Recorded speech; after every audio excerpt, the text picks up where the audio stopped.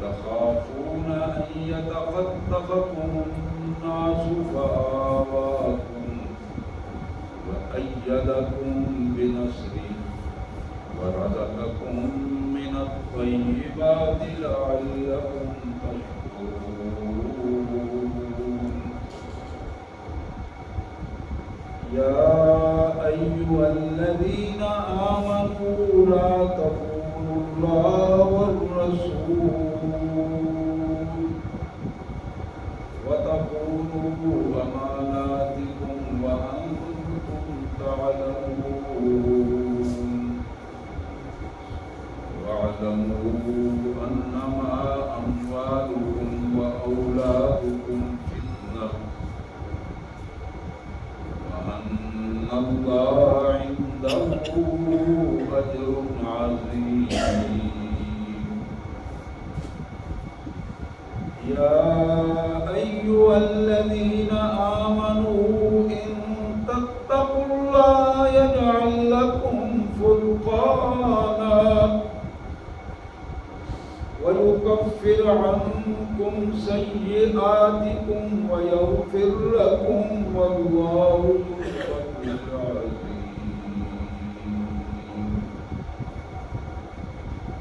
آمنت بالله صدق الله العظيم اللهم صل على سيدنا مولانا محمد وعلى آل سيدنا مولانا محمد وبارك وسلم اللهم صل على جميع الأنبياء والمرسلين وعلى الملائكة المقربين وعلى سائر الصحابة والتابعين وعلى عباد الله الصالحين اللہ کے پاک کلام قرآن مجید میں یہ 9واں پارہ ہے اور سورہ انفال 9واں پارہ سورہ انفال کی آیت نمبر 25 سے لے کر 29 تک آج کی آیات ہیں ہمارے زیر مطالعہ۔ سورہ انفال کی آیت نمبر 25 سے 29 تک کی آیات ہیں۔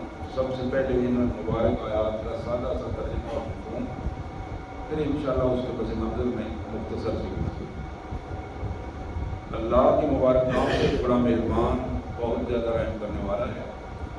وَاتَّقُوا، لوگوں ڈر جاؤ، بچ جاؤ۔ وَاتَّقُوا، اپنے آپ کو بچانے کی کوشش کرو۔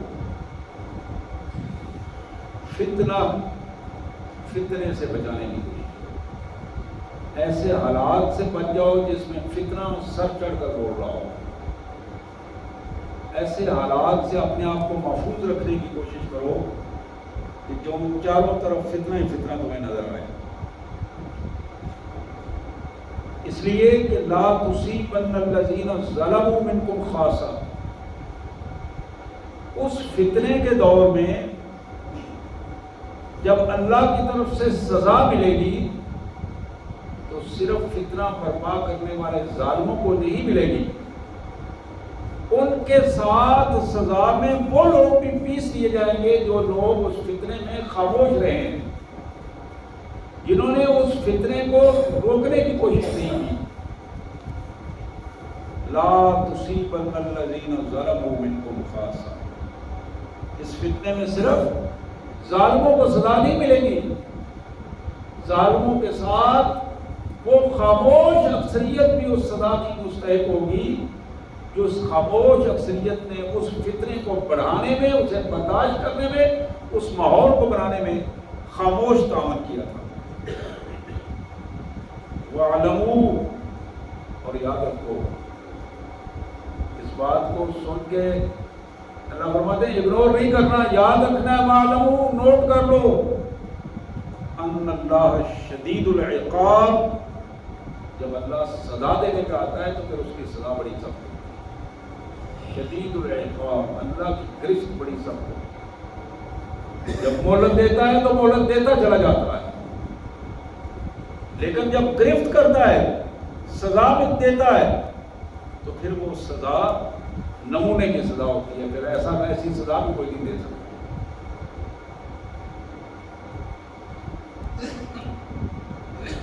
یہ ایک پہلو تھا جس کو قرآن نے ہمارے سامنے رکھا. اب اس کا ایک دوسرا پہلو ہے. وَاذْكُرُوا إِذْ أَنْتُمْ قَلِيلٌ وَاذْكُرُوا إِذْ أَنْتُمْ قَلِيلٌ. ذرا اس دور کو یاد کرو نا کہ جب تم تھوڑے تھے. مستضعفون فی الارض، زمین میں تمہیں کمزور سمجھا جاتا تھا. تعداد میں تم تھوڑے تھے، مسائل تمہارے پاس کم تھے، لوگ تمہیں کمزور سمجھتے تھے کہ ابھی ہڑپ کر جائیں گے. یہ کیسے ایک کھانے کی بھی ان میں ضرورت نہیں ہے. مستضعفون فی الارض، زمین میں تمہیں کمزور سمجھا جاتا تھا. تخافون ان یتخطفکم الناس، تمہیں بھی کھٹکا لگا رہتا تھا کہ ابھی کوئی آئے گا تو ہمیں تباہ کر دے گا، ہمیں برباد کر دے گا، مار جائے گا، اٹھا کے لے جائے گا، اچک لے جائے گا. رات کو بھی تمہیں گھروں کے اندر بھی گھبراہٹ تھی، گھروں کے باہر بھی گھبراہٹ تھی، اٹھا لیے جائیں گے. یتخطفکم الناس، خطف کہتے ہیں ایسے جیسے شاہین جھپٹ جھپٹ کے لے جاتا ہے. فآواکم، غور کرو اس وقت کس نے تمہاری مدد کی، کس نے تمہیں پناہ دی، کس نے حوصلہ دیا. فآواکم، ہم نے تمہیں حوصلہ دیا. اللہ فرماتے ہیں ہم نے تمہیں جگہ دی، ہم نے تمہیں ٹھکانہ دیا. وأیدکم بنصرہ، اپنی خاص مدد کے ساتھ ہم نے تمہیں زمین سے گرے ہوئے تمہیں اٹھا کر کھڑا کر. لوگ تمہیں کمزور سمجھتے تھے، ہم نے تمہیں طاقتور بنا کے پیش کر دیا. وأیدکم، ہم نے تمہاری مدد کی بنصرہ، خصوصی تائید کے ساتھ. ورزقکم من الطیبات، تمہارے پاس وسائل نہیں تھے، ہم نے کھلے وسائل عطا کر دیے. رزق بھی دیا، عزت بھی دی، مال بھی دی، افراد بھی دیے، اولادیں بھی دی. ورزقکم من الطیبات، رزق دیا، کھلا دیا اور پاک رزق تمہیں عطا کیا. لعلکم تشکرون، شاید تمہاری بات سمجھ میں آ جائے اور تم اللہ کے شکر گزار بندے بن جاؤ. لعلکم تشکرون، ممکن ہے تم شکر گزار بندے بن جاؤ. اللہ کی نعمتوں پر، اس کے انعامات پر، اس کی مہربانیوں پر اس کا شکر ادا کرو. اب ایک تیسرا پہلو ہے. قرآن مجید ایک ہی سطح پر جب بات کرتا ہے تو مختلف اینگل سے بات کرتا ہے، مختلف حوالوں سے سمجھانے کی اور مختلف حوالوں سے بات ذہن میں بٹھانے کی کہ اللہ تبارک و تعالیٰ یہ توفیق دیتے ہیں بندے کو تھوڑی سی اگر وہ ہمت کرے تو وہ اس قرآن کو آسانی کے ساتھ سمجھ سکتا ہے. اب ایک تیسرا پہلو ہے، قرآن اس کو ہمارے سامنے رکھتا ہے اور وہ ڈائریکٹ پھر خطاب ہے. پہلے دو میں ڈائریکٹ خطاب نہیں تھا، اب نام لے کر کہا یا ایھا الذین آمنو، اے ایمان والو، لا تخونوا اللہ والرسول، اللہ اور اللہ کے رسول کے ساتھ بددیانتی مت کرو. وہاں خیانت کے مرتکب نہ ہو. دیکھو کہاں کس کے ساتھ خیانت کر رہے ہو، کس کو نعوذ باللہ دھوکہ دینے کی کوشش کر رہے ہو. یا ایھا الذین آمنو، اے ایمان والو، لا تخونوا اللہ والرسول، اللہ اور اس کے رسول کو دھوکہ دینے کی کوشش نہ کرو، بددیانتی نہ کرو، خیانت نہ کرو ان کے ساتھ. وَتَخُونُوا أَمَانَاتِكُمْ وَأَنْتُمْ تَعْلَمُونَ، تم جانتے ہو کہ تم اپنے معاملات میں اپنے آپ سے بھی خیانت کرتے ہو، اپنے بھائیوں سے بھی خیانت کرتے ہو، گھروں میں خیانت کرتے ہو، بازاروں میں خیانت کرتے ہو، ہر طرف تم نے خیانت کا ماحول بنا رکھا ہے. لیکن انسانوں کے ساتھ پھر تم اللہ اور اللہ کے رسول کے ساتھ بھی خیانت کرتے ہو. لا تخونوا اللہ والرسول.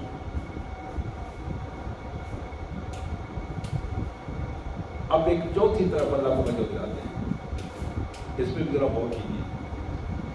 وَاعْلَمُوا أَنَّمَا أَمْوَالُكُمْ وَأَوْلَادُكُمْ فِتْنَةٌ وَأَنَّ اللَّهَ عِندَهُ أَجْرٌ عَظِيمٌ. جس کے لیے تم بددیانتیاں کرتے ہو،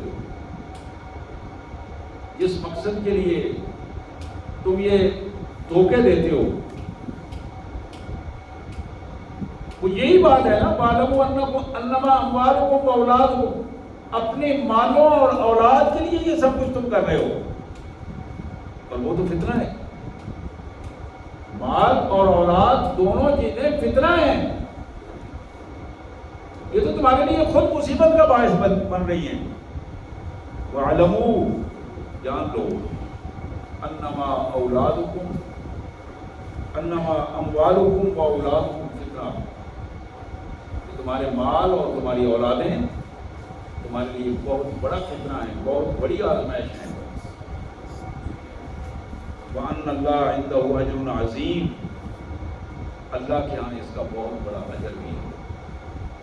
فتنہ ہے لیکن بہت بڑا اجر بھی ہے. اگر اس فتنے میں اپنے آپ کو محفوظ رکھ لو تو پھر اجر کا باعث بنے گا.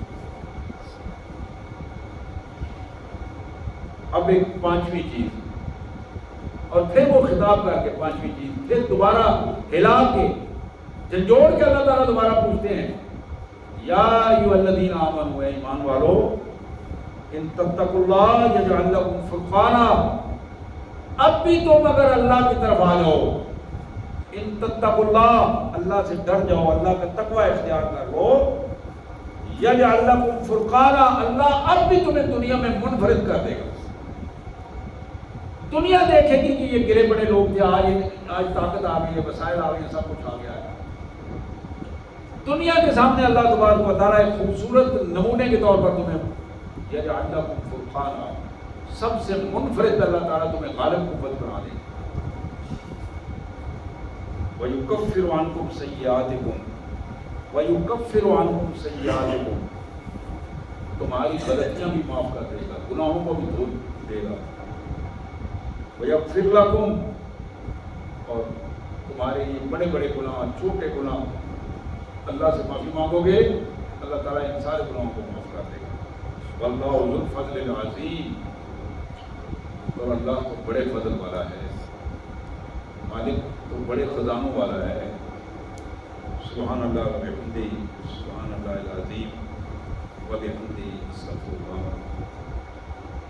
صلی اللہ علی النبی وعلی آلہ واصحابہ اجمعین. یہ نامہ پارہ سورہ انفال آیت نمبر 25 سے 29 تک کی آیات، 4 آیات تھی جو آج ہمارے زیر مطالعہ آیات تھی. میں نے ان کا متن بھی پڑھا اور اپنے انداز میں اس کا ترجمہ مفہوم بھی آپ کے سامنے رکھا.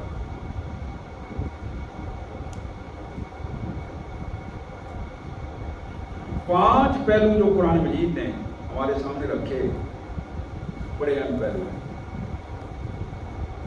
بڑے ہی اہم پہلو ہیں اور بڑی خوبصورت ترتیب ہے.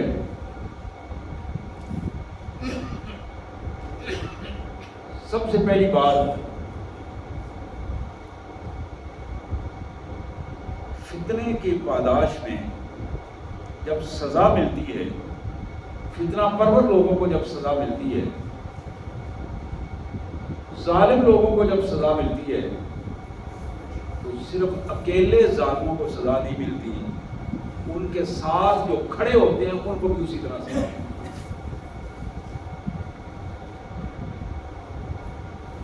اور فتنہ کون برپا کرتا ہے؟ قرآن کہتا ہے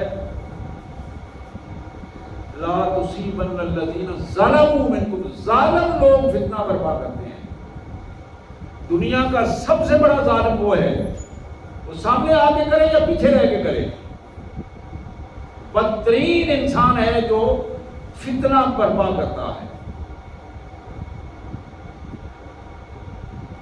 اور پھر میں نے عرض کیا کہ اس کے ساتھ، اس ظالم کے ساتھ کھڑا ہونے والا، ظالم کا ساتھ دینے والا، ظالم کو سپورٹ کرنے والا. ہم کہتے ہیں کیا ہو گیا، ہم نے تو صرف وہ ایک پرچی تھی نا جو لکھ کے دی، کیا کر دیا؟ اس کو بلایا ہے نا ہم نے، اپنے گھر میں برادری کو بلایا، اس کو بلایا، چائے شائے پلائیے، کیا ہوگی؟ یہ تو ہمارا اپنا ایک کام، تو دنیا داری تھی، دنیا داری کے رواج رکھنے ہوتے ہیں. دنیا کو اگر منہ دکھانا ہے، رہنا ہے، کتنا رہنا ہے؟ آج باپ دادا بھی نظر نہیں آ رہا، پردادا بھی نظر نہیں آ رہا ہے، ہم نے بھی جانا ہے اور تیاری کر کے بیٹھے ہیں.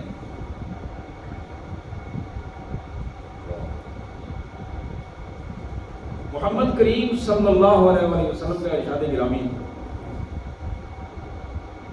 حضور اکرم صلی اللہ علیہ وسلم نے فرمایا کہ من مشى مع ظالم ليقويه وهو يعلم انه ظالم فقد خرج من الاسلام. یہ الفاظ محمد رسول اللہ صلی اللہ علیہ وسلم کے مبارک الفاظ ہیں اور دو ٹوک الفاظ ہیں، اور جو بات میرے آقا کی زبان مبارک سے نکلی ہے اس میں ذرہ برابر بھی شک نہیں ہے. جو شک کرے گا وہ کافر ہو جائے گا. جس نے رسول اللہ کے ارشاد میں شک کیا، اللہ کے قرآن میں شک کیا یا محمد رسول اللہ کے ارشاد میں شک کیا، وہ کافر ہے. آپ نے ارشاد فرمایا کہ من مشى مع ظالم ليقويه، جو شخص بھی کسی فتنہ پرور آدمی کا ساتھ دیتا ہے، یہاں فتنہ پرور کی بات نہیں کی، اس کے ساتھ دینے والے کی بات کی. من مشى مع ظالم، ظالم کے ساتھ چلتا ہے، اس کے ساتھ چلتا ہے، اس کو عزت دیتا ہے، لیقویہ، تاکہ وہ طاقتور بن جائے، اسے اسٹیٹس مل جائے. ان الفاظ بڑے بڑے واضح الفاظ ہیں جو قرآن مجید اور سنت رسول نے پیش کیے. ظالم کے ساتھ چلتا ہے لیقویہ، اس لیے کہ اس کو طاقت ملے، عزت ملے، اسٹیٹس ملے، مرتبہ ملے. وَهُوَ يَعْلَمُ أَنَّهُ ظَالِمٌ، جان بوجھ کر یہ کام کرتا ہے، وہ جانتا ہے کہ وہ ظالم ہے. اس کا کردار اس کے سامنے ہے، اس کا رویہ اس کے سامنے ہے، اس کے کرتوتے، اس کے حالات، ایک ایک چیز سے وہ واقف ہے. محمد رسول اللہ صلی اللہ علیہ وسلم نے فرمایا فقد خرج من الاسلام. الفاظ بھی بڑے صاف ستھرے ہیں، آپ یہ خود ترجمہ کر سکتے ہیں. فقد خرج من الاسلام، یہ بندہ اسلام سے خارج ہو گیا ہے، اسلام سے خارج ہو گیا ہے.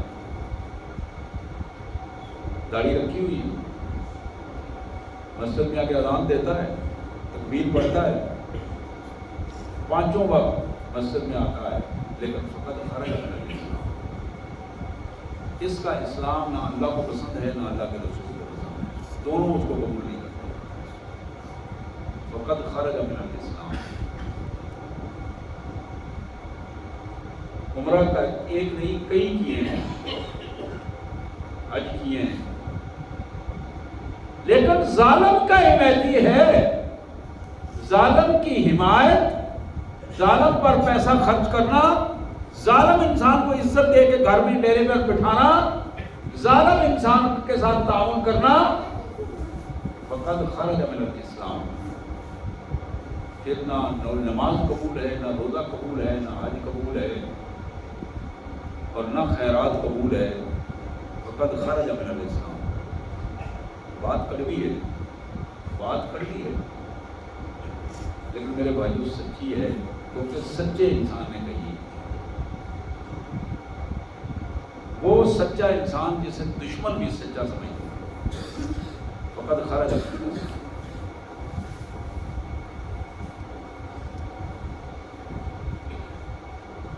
یہ پہلی بات تھی جس میں قرآن نے کہا وَاتَّقُوا فِتْنَةً لَا تُصِيبَنَّ الَّذِينَ ظَلَمُوا مِنكُمْ خَاصَّةً.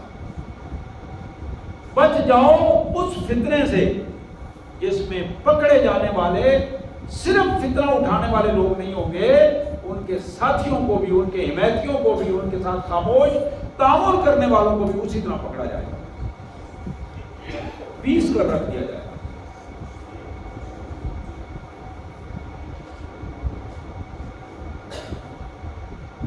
باتیں وہی ہیں جو ہم اکثر سنتے رہتے ہیں، لیکن اگر بات دل پر اثر نہ کرے، کردار میں سموئی نہ جائے، تو پھر اس بات کی اہمیت ختم ہو جاتی ہے. یہاں ہم اکٹھے اس لیے ہوتے ہیں، یہ جمعے کا خطبہ، عید کے خطبے اس لیے اسلام نے رکھے ہیں تاکہ مجموعی طور پر جو اجتماعی ماحول کی خرابیاں ہیں وہ بتائی جائیں. انفرادی طور پر جب بات کرنی ہے تو پانچوں نمازوں کے بعد اللہ نے موقع دیا ہے. چھوٹے چھوٹے مسائل پوچھیں، امام صاحب سے پوچھیں، ٹھیک کریں ان کو. لیکن جو خطبات جمعہ ہوتے ہیں اس میں قرآن نے کہا، رسول اللہ صلی اللہ علیہ وسلم نے فرمایا کہ اجتماعی قوم کی اصلاح کریں، ان کو وہ راستہ بتائیں جو اللہ اور اللہ کے رسول صلی اللہ علیہ وسلم نے بتایا ہے. تو پہلی بات جو قرآن نے کہی، اس فتنے سے بچنے کی ضرورت ہے. اس فتنے کو آگے اگلی آیت میں جو بتایا ہے، وَاعْلَمُوا، وَاعْلَمُوا، جان لو تمہاری مال اور تمہاری اولادیں تمہارے لیے فتنہ ہے. وَاعْلَمُوا أَنَّمَا أَمْوَالُكُمْ وَأَوْلَادُكُمْ. اب یہ مال اور اولاد اسی کے پس منظر میں ساری کی ساری خیانتیں اور ساری کی ساری چیزیں. دوسروں کی اولادوں کا حق چھین کر ہم اپنی اولادوں کو دیتے ہیں. آپ ذرا غور کریں گے میری اس بات پر تو یہ آپ کے سامنے آ جائے. چھوٹی چھوٹی چیزیں ہیں، غور کرنے کی ضرورت ہے، سوچنے کی ضرورت ہے. ہمارا حق نہیں بنتا ہوتا، سب کچھ اللہ نے دیا ہوتا ہے، اس کے باوجود پھر ہاتھ بڑھا کر جو چیز ہماری نہیں ہوتی ہم اس کو چھیننے کی دینے کی کوشش کرتے ہیں اور اس پر اپنا دعویٰ ٹھونسنے کی کوشش کرتے ہیں. اللہ کے رسول صلی اللہ علیہ وسلم نے فرمایا کہ جب تمہارا تابوت لوگ اٹھا کر قبرستان کی طرف لے جا رہے ہوتے ہیں، چار تو اس کے مین ہیڈ ہیں، چار پاوے مین ہیڈ ہیں جو اٹھائے ہوئے ہیں، اور وہ بالعموم رشتہ داروں نے اٹھائے ہوتے ہیں. اولاد بالعموم آگے، بچے جو ہیں وہ قریبی رشتہ دار جو ہیں وہ اس تابوت کے اگلے حصے کو اٹھائے ہوتے ہیں اور وہ لے جا رہے ہوتے ہیں. رسول اللہ صلی اللہ علیہ وسلم نے فرمایا کہ اس وقت مال بھی پیچھے رہ جاتا، اولاد دفنانے تک ہوتی ہے، جب تدفین ہو جاتی ہے وہ بھی واپس آ جاتی ہے. اور پھر تم اسی کیفیت میں رہ جاتے ہو جس کیفیت میں اس دنیا میں آئے تھے. اکیلے آئے تھے اور پھر اکیلے ہی وہاں اسی مٹی کے نیچے اسی کیفیت میں. اور پھر جب تدفین ہو رہی ہوتی ہے، حالانکہ دنیا میں بیٹھے ہوئے اگر کوئی قریبی رشتہ دار یا کوئی بڑا دوست بھی مٹی کا کوئی ڈیلا اٹھا کر یا مٹی کا تھوڑا سا حصہ اٹھا کر اگر پھینک دے کپڑوں پر، تو بندہ اس کو بار بار صاف کرتا ہے اور اس سے ناراض ہو جاتا ہے کہ تم نے یہ کیا حرکت کی. لیکن جب قبر تدفین ہو رہی ہوتی ہے تو پھر وہاں سنت طریقہ یہ ہے کہ ہم مٹی ڈالیں اس پر. بندہ نیچے ہے، مٹی ڈالیں اس پر اور بار بار کر. نبی رحمت صلی اللہ علیہ وسلم اس فانی دنیا سے رخصت ہوئے، صحابہ کرام نے تدفین کی.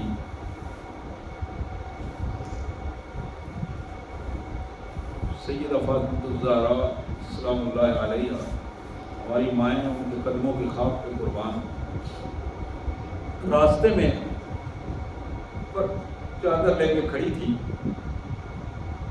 جناب ابو ہریرہ گزرے. ابو ہریرہ وہ ہیں جنہوں نے بچپن میں انہیں پالا تھا، کھلایا تھا. جناب انس گزرے جو چھوٹے سے بچے تھے، رسول اللہ صلی اللہ علیہ وسلم کے گھر میں خدمت کرتے رہے. آواز دے کے پوچھا، چچا تم نے میرے ابو کے اوپر مٹی ڈال دی؟ یہ بیٹی پوچھ رہی ہے سرور کائنات صلی اللہ علیہ وسلم کی ذات مبارک کے والے. چچا یہ کیسے تم نے کیا؟ میرے ابو کو مٹی کے نیچے دفن کر دیا، اوپر مٹی ڈال دی. یہ کتنے کرم کے ساتھ وہ بات کر رہی تھی. اور کتنی اذیت ناک وہ الفاظ تھے جو دلوں کو چیر دینے والے الفاظ ہیں. جناب انس اور جناب ابو ہریرہ رضی اللہ تعالیٰ عنہ کے پاس کوئی اس کا جواب نہیں تھا سوائے آنسوؤں کے. کہا بیٹا اسی طرح سب کے ساتھ اسی طرح ہونا ہے. وَاعْلَمُوا أَنَّمَا أَمْوَالُكُمْ وَأَوْلَادُكُمْ فِتْنَةٌ. لوگوں اس کو بھولو مت، جان لو کہ تمہاری اولادیں اور تمہارے مال تمہارے لیے فتنہ ہے، بہت بڑی آزمائش ہے. بعض کے لیے تو اس دنیا میں عملاً فتنہ بن جاتا ہے. عملاً وہ مال جو ساری عمر اس نے کمایا، ساری عمر کمایا جانے والا مال زندگی میں اسے رسوا کر جاتا ہے، ذلیل و رسوا کر جاتا ہے. وہ اولاد جس کے لیے کمایا تھا، وہ اولاد ہی اس مال کو سمیٹتے سمیٹتے لڑائیاں جھگڑے کرتے کرتے ماں باپ کی عزت کو تاراج کر دیتے ہیں، اور باپ مانگنے پر مجبور ہو جاتا ہے جس نے کروڑوں کے اعتبار سے لوگوں کی زمینیں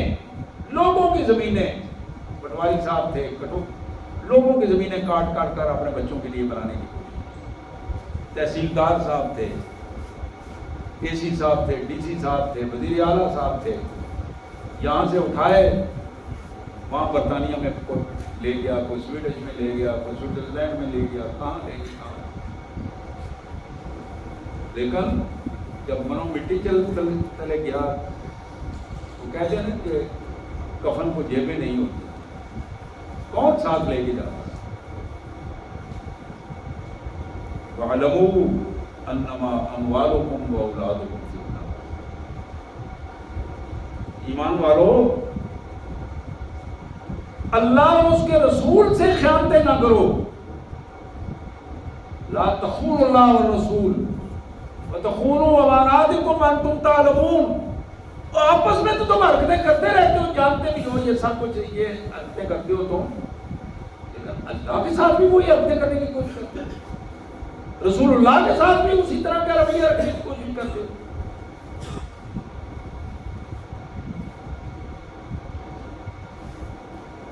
بندہ سمجھتا ہے کہ میں تو اللہ کے ساتھ کبھی میں نے خیانت نہیں کی، کبھی بات دھیان نہیں کی. لیکن میرے بھائی، میرے پیارے بھائی، میری بہنوں، بیٹیوں، جب ہم اپنی زبان سے جھوٹ بولتے ہیں تو یہ اللہ اور اللہ کے رسول کے ساتھ بہت بڑی خیانت ہے، بددھیانتی ہے. ہم اپنے ایمان کا سودا کر جاتے ہیں جب اپنی زبان سے جھوٹ بولتے ہیں. اور کون ہے جو دعوے سے یہ بات کہہ سکے اس دور میں رہتے ہوئے کہ میں نے زندگی میں کبھی جھوٹ نہیں بولا، میں نے زندگی میں کبھی جھوٹ نہیں بولا.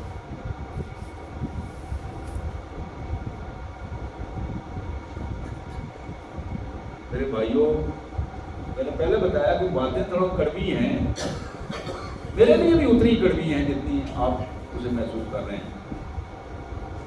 ہم ایک ہی معاشرے کا حصہ ہیں، تو ہم مل کر یہ سوچنے کا وقت ہے کہ اگر آج ہماری موت آ جائے تو ہمارے پاس اللہ کے حضور جواب دینے کے لیے کیا کچھ ہے.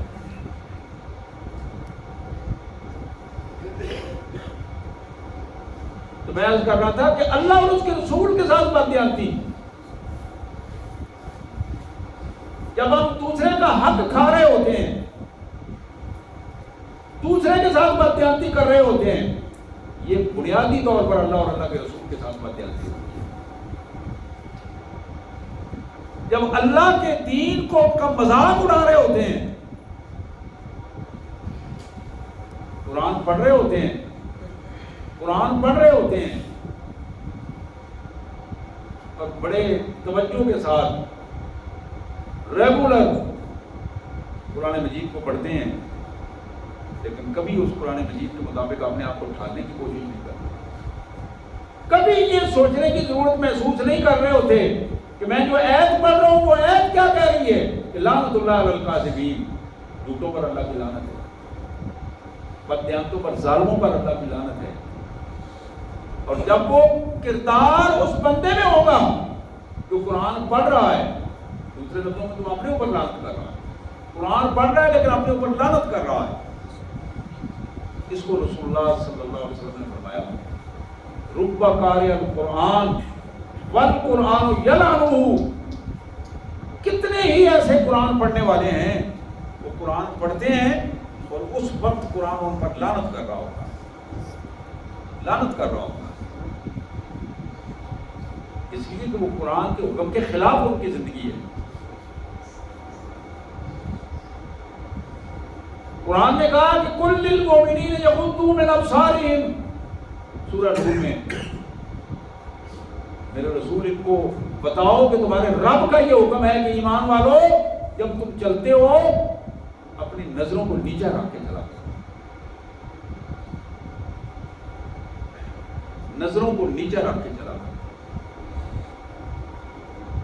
ہم اندازہ کر سکتے ہیں کہ کیا کیفیت ہے. جان بوجھ کر برائی کی طرف لپکنا اور وہ لذت گناہ جو گناہ نہ ہونے کی وجہ کے بغیر آدمی گناہ کی لذت سے مجرم بن جائے, ہماری کیفیت اس طرح کی کیفیت ہے. گناہ ہوا بھی نہیں ہے لیکن بندہ مجرم بن گیا ہے اپنی بدنیتیوں کی وجہ سے, بد کرداریوں کی وجہ سے.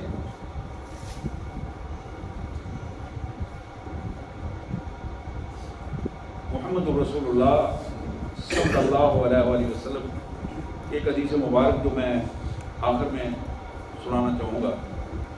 امام منذری نے رحمۃ اللہ علیہ اپنی کتاب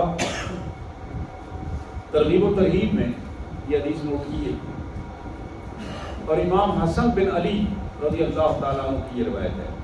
حسن بن علی وہ کہتے ہیں کہ میں نے اپنے نانا سے سنا کہ وہ فرما رہے تھے حسنوا اموالکم بالزکاۃ, زکوٰۃ دے کر اپنے مالوں کو محفوظ کر دو, بچا لو. حضور نے فرمایا حسنوا اموالکم بالزکاۃ, مالوں کو خرچ کر کے زکوٰۃ دے کر اپنے مالوں کو محفوظ کر دو. جب تم زکوٰۃ دے دیتے ہو اللہ کی رضا کے لیے دیتے ہو, تمہارا مال پاک صاف ہوتا ہے اور اللہ تعالیٰ اس کی حفاظت فرماتے ہیں, وہ محفوظ ہوتا ہے. پھر فرمایا میرے آقا صلی اللہ علیہ وسلم نے ارشاد فرمایا داؤوا مرضاکم بالصدقہ, اپنی بیماریوں کا علاج صدقہ دے کر کیا کرو. صدقہ دے کر ہمیں اطمینان نہیں ہوتا, ہم مہنگے سے مہنگے ڈاکٹر کے پاس جا کے چیک اپ فیس جو ہے 5-10 ہزار روپے دے کے آتے ہیں, ٹیسٹ کرواتے ہیں ہزاروں روپے کے, یقین نہیں آ رہا ہوتا. لیکن یہ حقیقت ہے داؤوا مرضاکم بالصدقہ, صدقہ دو گے اللہ کی رضا کے لیے, اللہ کو خوش کر دو گے, اللہ تبارک و تعالیٰ اپنی خوشی میں اپنی رضا میں تمہاری بیماری کو ختم کر دے. یہ اللہ کا اختیار ہے, اللہ کا اختیار ہے. بڑی معروف بات ہے اور ایک سچی بات ہے. مصر کا ایک بہت لینڈ لارڈ تھا, جس شخص نے انہی سالوں میں اپنے دل کا علاج کروانے کے لیے برطانیہ سے ایک اسپیشل ہارٹ اسپیشلسٹ سے ٹائم لیا, وہاں گیا, چیک کروایا, انہوں نے بائی پاس کا ٹائم دے دیا اور کہا کہ 2 ہفتے تمہارے پاس ہیں, چکر لگا کے آ جاؤ. واپس مصر آ گیا. اب 2 ہفتے بعد اس نے جانا ہے, جا کے بائی پاس آپریشن کروانا ہے برطانیہ میں. بازار چلتا چلتا گزر رہا تھا, سامنے گوشت والی دکان تھی اور اس میں نظر پڑی تو اچھا گوشت تھا, وہاں رک گیا. بعض لوگوں کا ذوق ایسا ہوتا ہے کہ وہ دیکھ کر پسند چیز آ جائے تو وہیں رک جاتے ہیں اور وہیں خرید لیتے ہیں. وسائل والا آدمی تھا, وہاں رک گیا, اس کو گوشت کا آرڈر دیا, وہ گوشت اس نے بنانا شروع کیا. تو یہ کھڑا تھا، اچانک اس کی نظر پڑی کہ عورت اس کسائی کے دوسری طرف کھڑی ہے اور جہاں وہ چھچڑے پھینک رہا ہے وہ عورت چھچڑے اکٹھے کر کے ایک لفافے میں ڈال گئی. اس نے بڑے دھیان سے اس کو دیکھا. دوسری سائڈ پہ جا کے کسائی سے پوچھا یہ عورت کون ہے؟ اس نے کہا یہ بیوہ خاتون ہے، یتیم بچوں کی ماں ہے. تو یہ میرے پاس آئی تھی اور اس نے کہا تھا میرے بچے گوشت کا تقاضا کرتے ہیں اور میرے پاس کوئی پیسہ نہیں ہے، اگر تم اجازت دو تو یہ تمہارے چچڑے میں گھر لے جا کر صاف کر کے اپنے بچوں کو گوشت کا پن پڑا دو. اچھا. اسے کہا سنو اس کو 5 کلو گوشت دے دو، صاف ستھرا گوشت بنا کے دو اور اس کا بل میں دوں گا. اور اس بہن کو بھی بتایا اور اس کسائی کو بھی بتایا کہ جب بھی یہ خاتون آئے اس کو 5 کلو گوشت دینا ہے اور اس کا بل آپ نے مجھ سے لینا اور اس سے بل نہیں لینا.